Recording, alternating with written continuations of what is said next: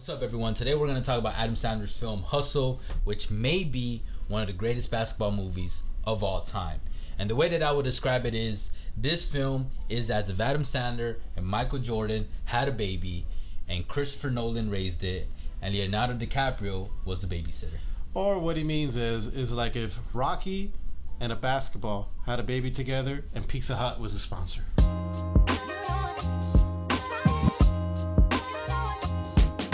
So for those who didn't watch the film or might have not caught that was a edited line, statement, bar, whatever from the film.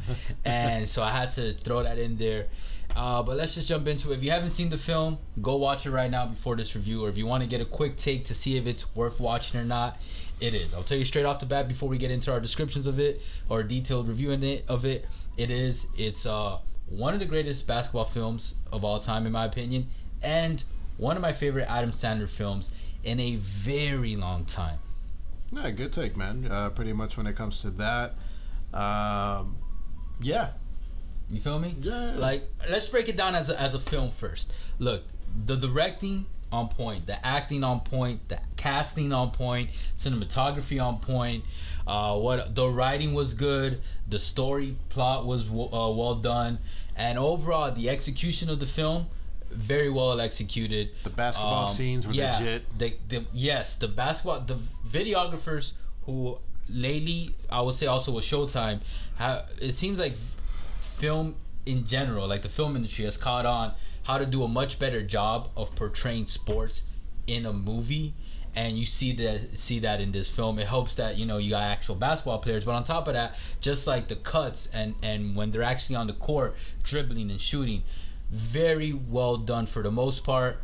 And my only small critique would be, like, in terms of the color grading for the film, I'm a little over it. It's very similar to Adam Sandler's Uncut Gems. I don't know if right now he's just really feeling that type of color hue for his films, but I'm not the biggest fan of it. But that's neither here or there. That's more like an opinion. It doesn't really hold back the film. Just a little heads up I had to point out if if you have an opinion on that or not. But yeah, I also think the cameos killed it. Everybody, they definitely killed it, man. Like, a lot of people showed up. We're not gonna say everybody that showed up. If you watched it, you know, and if you haven't, just beware, be prepared. Some of your favorite ball players might show face. Yeah, for real. There were some people, some NBA players that I'm surprised that did not show up. There was a certain player that for the 76ers, you'd be thinking like, all right, man. All right, actually, let's point that one out, because that one I did point out at the end of the film where I was like, oh, that was a little weird. Yeah, like, how... But Joel, where were you, bro? How the fuck are you going to do a movie about the 76ers, the current 76ers, which you had Doc Rivers, come out, in the tunnel, which they killed it on that type of day. That little gem Easter egg was one of my favorite parts of the film, because it's like the current coach of the 76ers right now was the actual head coach of the 76ers in the film. You know what I mean? And that was Adam Sandler, the assistant coach. So I thought that was very well depicted, because like it really times the film, Yeah, how the fuck are you not gonna have Joel? Yeah, he's the star of the Sixers right now. Yeah, the Sixers. The star, the process. Yeah, because they had like everybody else, like Harris, even Seth Curry, like Tybull. Like, it was just like, okay, Maxey. Yeah, and it was like interesting, okay, and like I would understand if Ben Simmons isn't in it, because I'm pretty sure he was on the Sixers at the time of filming, if you kind of align the timing. But like Embiid, yeah, I guess maybe they didn't have enough funding to gather his rights, you know what I mean? Nah, man, but he was too busy partying it up with James Harden, PJ Tucker in the strip club. He was too busy, working out at the gym, bro. But everyone else, in terms of casting, like working out in the gym to get eliminated by the Heat again in the second round. What? Everyone else still killed it. Like Queen Latifah as his wife, loved it. Adam Sandler did a very well job of comedic timing for some of the jokes, as well as his dramatic moments. The star of the film, Juancho Herman Gomez, man, like an actual pro basketball player, did an actually good job of acting. And of course, I would say that the guy who played the son of the owner was a great douchebag. Yeah, he really was. And then lastly, Kenny Smith, great job as Adam Sandler's boy, Kenny the Jet Smith agent. Yeah, and that was and also Anthony Edwards with his minor role. I was kind of pleasantly surprised at how well he did it. Yeah, because one of the things I really liked about this film as a film in itself and as a basketball film is that a lot of times when you get a basketball film, you kind of get taken out of the world because, like, let's be honest, they're not usually very well made as a movie. They're just a movie that has basketball, like Mike, you know, Bow Wow and shit, and like White Man Can't Jump, Love and Basketball. Although Love and Basketball was actually pretty well done for the most part. Or those sappy movies, like I like to say, which actually goes with one of my critiques. Because already, like, early on, like, this was our first time watching the movie. And I remember, Andrade, like, in the beginning, like, the first 5 minutes or 10 minutes, we were, like, thinking, man, watch, man, this is going to happen, man. This always happens in basketball films. The owner dies or some shit like that. When you're, like, predicting something happens, that always happens, like, you know, in a basketball movie. Some shit happens, then you have the redemption, you know, story about it. And I'm thinking, like, oh, man, this is going like another basketball movie again. However, to give it, you know, credit to Adam Sandler and everybody else, they had a little bit of tweaks. Yeah, because I was, like, when he died, so, like, just quick side note, Erwin and I watched this for the first time right now. Right before filming this, like, literally, we could have watched it separately, but I told him, look, let's watch it together and then do the reaction/review right after, so it can be fresh in our minds and they can get the initial impression. And when the owner dies, we're both thinking, like, and we said it out loud, like, oh, okay, so is Sandler not gonna get the promotion anymore, and then that's why he's gonna keep scouting, and that's what's gonna lead, like, oh, okay, typical. But like Erwin said, credit to the writers, like a little plot twist. Because, like, you know, you've seen this in other films. Like, the person that promotes somebody or gives them something dies, and they're the only person that knew about it. Like, then the other person can't get that promotion anymore. But Adam gets the call. The daughter knew about it. Other people in the front office knew that he was going to get promoted. He still got promoted to assistant coach. But then the asshole son of the owner demoted him and told him, no, I want you back in scouting. So I like how, like, you know, it made it a little less predictable, at least in that sense. And yeah, and another thing I really liked about the film in terms of a portrayal is it's one of the first films, if not the first film that I've seen, where, like, it provides a great insight, while surface level, but still good insight into how the actual professional world of basketball works, at least in this perspective. Like, in the beginning, you got Adam Sandler traveling the world constantly, staying at all these random hotels, having to deal with all the bullshit that comes with traveling, and then dealing with, like, all these mishaps and people that are ifs and uffs, and, like, oh, I draft, and, like, you know, you're taking a lot of risk drafting someone. You gotta wait a whole year, being away from your family, not seeing his daughter, 9 birthdays in a row they bring up, and it's just like, dear Lord. And then also the other side of, like, Bo Cruz, the main character in the film, where it's like, you know, he's a nobody. He's not a 5-star recruit getting recruited by all the big universities. Like, no, this is some dude overseas who, like, just happened to be started from the bottom, not really into basketball. That was a little far-fetched. That was definitely more Hollywood than anything. But, like, someone from left field who, like, has to go through, like, all these ringers to get drafted, kind of like a Giannis. Let's be honest. Like, Giannis Embiid kind of went through that stuff. You know what I mean? Especially a lot of people overseas, unless you're like a Luka and you start winning championships, fucking at the young age, you know, in the Euro League. Like, no, it's like, oh, you play all these random leagues, and then, you know. And while this character didn't necessarily do that, he still went through all the ringer. You see him, like, even just trying to make it into the combine. And then we also got scenes of, like, conversations inside the front office, you know what I mean? Them discussing, like, who should we pick, why should we pick this dude, and them discussing, like, factors of what an actual team is going to consider when drafting a player, you know what I mean? And I really like that they did that. A lot of, at least the basketball films that I've watched, most of them are street ball, you know what I mean? Love and Basketball had a little, they played overseas, whatever, but you don't get that insight. Like Mike was, well, that was a very BS story. And then, like, White Man Can't Jump, a lot of street ball. Even though one of the cameo appearances that we got while the main character was training, doing his training montage, was one of the best street ballers that have ever graced the streets. You talking about the professor? The professor, man. The GOAT. Like, man, if you gotta learn about dribbling, man, and, like, handles, man. That's your man right there. Yeah. So that's part of the reason why I also consider it one of the best basketball films of all time right off the bat. Like, I know that's kind of crazy to think about already, because the film hasn't even been out for, like, a year. And usually I wouldn't make such a high praise statement for anything, like an album, a movie, anything. But like no, like when you consider the competition and you know other films in this realm of we're talking about just basketball film, guys. We're not talking about like films, you know what I mean? We're not comparing this to Martin Scorsese or Christopher Nolan films. Yeah, it's not Goodfellas or The Irishman or some shit like that, you know? But in terms of basketball films, yeah, I really think Adam knocked it out of the park. LeBron James, Maverick Carter, great execution. I think they might have been a slight positive influence. I don't know how much say they had in the film, but having one of the greatest basketball players who's played basketball his whole life as a producer, because if you don't know, like producers do have a say. They get to watch the film before, make minor critiques and stuff and tweaks.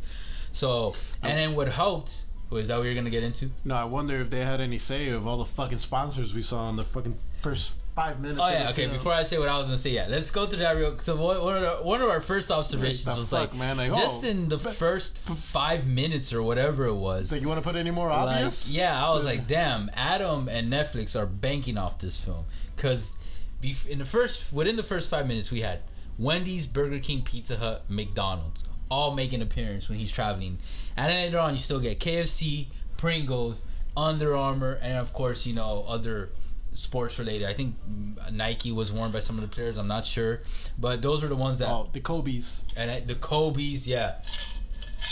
So I did wonder. A part of me was like, I wonder how much of this went into the funding of the film. Because like, let's be honest, you get so many cameos. Hey man, all these people are getting paid. You know what I mean? Like at least, especially that minor roles like Anthony Edwards. Obviously, he makes a shit ton off basketball. He still got a little check off this film. You know what I mean?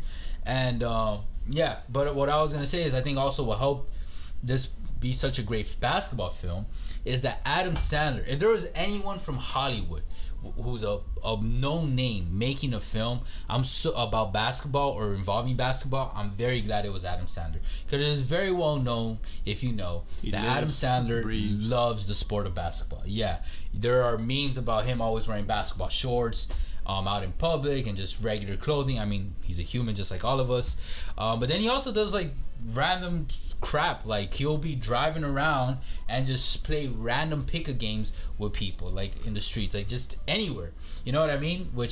That's pretty rare for an actor, period, or for an actor of his caliber. And he can actually ball. And then he can actually ball. Like, but it's also because he actually plays. Like NBA players, man. Yeah. Like I think Shaq was like saying, like, damn man, I'm not gonna play like in the league anytime soon, but like for rec league, LA Fitness, man, he kills it. Fact. If you see his past plays, like he got a little Stockton in him. And so him knowing about the world, being involved in that culture, being a fan and like obviously a natural observer of the basketball culture for decades at this point, like it makes sense that this film works so well. You know what I mean? Because if it was anyone else, I don't think it would have worked as smooth as this film comes off as a basketball film. Because one, it comes off, it's very well developed as a film in itself, and then on top of that, it's very well developed as a basketball film. And I think all the pieces came into play very well, with Adam Sandler being in tune with the culture, all the basketball cameos that placed, and then also his knowledge of the film industry. You know what I mean? Because like on top of what you pointed out, like some of the shots when they were playing actual basketball, there's a lot of times when you see basketball players or pro athletes make cameos or act, it's rough. It is rough. But Juancho Herman Gomez as Bo Cruz did an excellent job for a pro athlete actually acting. Anthony Edwards did a great job in his minor role, and even when everyone had these little lines and stuff, other basketball players, like it didn't feel forced. Well, of course, man, because majority of their things were things that they naturally do every single day. Like yeah, but I'm telling you, a lot of times they'll be on camera, bro, and then as an editor, you will have to cut a certain way just to try to make it smooth. But if you edit, you can tell like that had to be cut that way because it was rough. But here you didn't get a lot of that because they let them loose, man. Like Anthony Edwards, probably like in real life too, man. Like he's a trash talker like he is there in that film, man. That's why he's the #1 there in Minnesota. He's that alpha. And Kenny Smith did a very good job as a sports agent. Like I actually felt like he was playing a character. You know what I mean? Or like he was that character. Well, not that he was playing a character. Well, I mean, Kenny, he's already used to being in front of the camera. You know, there in TNT, so it's gonna be a little bit more smoother for him. Actually, there was a part of me that thought it would have been really cool / funny and very meta if like. He obviously played Adam Sandler's boy, but then there was a shot where they did the whole TNT crew with Shaq Barkley, and if Kenny was in his seat too with all 4 of them there, like that would have just been extra funny. You know what I mean? And him playing Kenny Smith on top of him playing Leon Rich in the film. You know what I mean? That would have been hilarious. What the fuck? Yeah. But and a little thing I will point out too is that I actually enjoyed was that as a Spanish speaker, as a Latino, like. I'm glad. A lot of times, it's just how I felt with the basketball team. A lot of times, basketball will be very rough around the edges with the acting and stuff. Feel very forced or feel very gimmicky. A lot of times, when people speak Spanish, it's very gringo. It's very rough. And they did have that in the beginning of the film. The guy that first challenges Bo Cruz, his Spanish was rough. You know what I'm talking about? But then when Juancho would speak, or his mom, or anybody else, it was legitimately fluent Spanish, rolled off the tongue. You can tell they're actual Spanish speakers, you know? And I appreciated that from that aspect. Like, I was like, oh, it didn't take me out of the film. Because it does take me out of the film. Like, it's for anyone. If you speak another language naturally and you know how it's supposed to sound like the tone, the dialect, not just the words or what they're saying, it's like you will get taken out of the film. Like, oh, you can tell this is an English or whatever speaking actor trying to speak this language and it's not coming off right. You know what I mean? Absolutely. And I'm glad that they at least made an effort on that part because they had to have done it for it to be so well done. So finish things. Oh, and shout out to Urkel, man. I didn't expect to see Jaleel White in the film. I was like, what? Urk? Crazy, right? I guess to finish things off, what would you give it as a rating overall on a scale of 1 through 5? Okay. As a basketball film or as a film period? Film period. As a film period, I'd still give it 3.5 to a 4. Okay. Maybe even 4 if I'm being nice. How about a basketball film? As a basketball film, legit 4.5 to 5, 4.75 if I'm feeling very critical, but like I think maybe even a 5. Okay. Honestly, like it's very well. This is a film. There are very few films that I would recommend to people if it's a basketball film, like, oh, you're gonna, or not just a basketball film, but it's like a niche film that you know is like, oh, this is for like a niche audience, but it does so well at crossing over that you can introduce to someone like, look, this film is like made for soccer fans, basketball fans, whatever, but it's so well done, like I think you'll like this just as a movie alone, as a standalone film. And this is the type of film that I would recommend to people. Like, hey, I mean, one of our friends, motherfucker doesn't keep up with basketball at all, he watched it. He even watched it before us, and we didn't even tell him about it. He just saw it on Netflix, but then he brought it up to us because he knows we do the ball podcast, and he enjoyed it. And I was like, oh shit, okay. Well, then I look forward to this because I did hear a lot of praise from the film before I got into it, but I didn't want to look it up. I didn't look at the wiki page. I didn't look at all this stuff. I was like, look, I just want to go into it, naked. Gotcha. How would you rate it? Well, for you guys to know, we did watch the film naked. But how would you rate it on a 1 to 5 as a basketball film? Basketball film, I'll give it a 4.5. Overall film, I'll give it a 4. Okay. Yeah, it's not bad at all. Pretty good. It kept me on my seat, What would you rate it as an Adam Sandler film?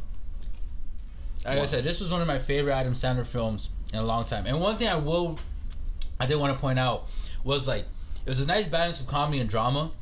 And what I really like with the comedy in this film is that it was that low-key, well-written comedy delivered where the jokes were delivered very naturally. Yeah, they weren't these forced stand-up jokes, like very SNL-ish, in your face, which Adam Sandler has done plenty of films like that. This one was like a lot of sarcastic, under the undertone, like jokes that like just come off. And if you're paying attention to the movie, like ask Arwin, I would just I would just laugh out loud at these like randomly throughout the film because there's like certain bars I'm just like, oh shit, that was funny. Like, oh yeah, it's like, man, I'm just minding my own business, man. I'm just concentrated as fuck with the film, and then like Andrade's like, ha! I'm like, what the fuck did he say, man? I'm like, oh, okay, cool. So that's what I like. It was just yeah. I prefer natural jokes like that because when you do very in your face type of jokes, they have to be very well executed. But anyways, guys, let us know in the comments what you guys think. Would you guys think is the best Adam Sandler movie you guys seen? What do you guys think about it as a basketball film? If so, what are some other basketball films that you think are pretty good or one of your favorite ones? And guys, if you guys want us to I'm review... so glad it wasn't overacted. They could have very easily have gone the Space Jam route. Yeah. This is one of Netflix's best films in a long time, too, I would say. And they're getting better, man. I might consider getting them back again. Ha! Just kidding. Disney Plus is better. Anyways. And Hulu. Yeah, for real. And HBO. Yeah, even then, man. But this movie was good, though. This movie was good. Yeah, it's not bad, man. Anyways, guys, if you guys want us to review any other basketball-related movies, leave us a like, leave us a comment. It definitely helps out the channel. We've reviewed Space Jam. We're going to get back to finishing the Showtime series. We had to postpone that because we were, covering the playoffs. Like, man, priorities and NBA playoffs. And now we're back, guys. It's the off season. Give us all the off season stuff you want to do. As long as it's basketball related, we'll do it. We'll cover anything that's basketball culture. It doesn't have to necessarily be about the NBA and basketball on court stuff. Absolutely, guys. Either way, appreciate all the love and the hate. You guys already know. Facebook, Twitter, TikTok, Instagram, all podcast streaming platforms. We'll catch you guys soon. For now, later. Take care.